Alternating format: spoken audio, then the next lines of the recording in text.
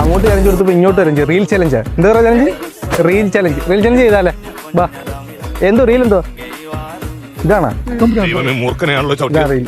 ബാ പഠിപ്പീര് എങ്ങനെയാണ് ഫ്രണ്ട് ഇരിക്കുന്ന ആള് എങ്ങനെയാണ് വാങ്ങിച്ചത്?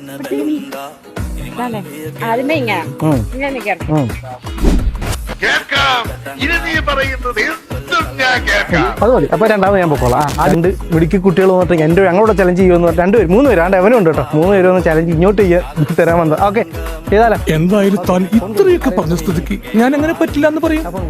My God.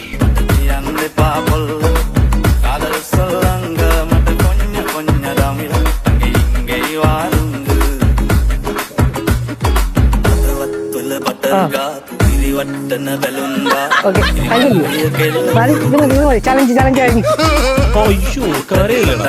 അപ്പൊ എല്ലാം പറഞ്ഞു.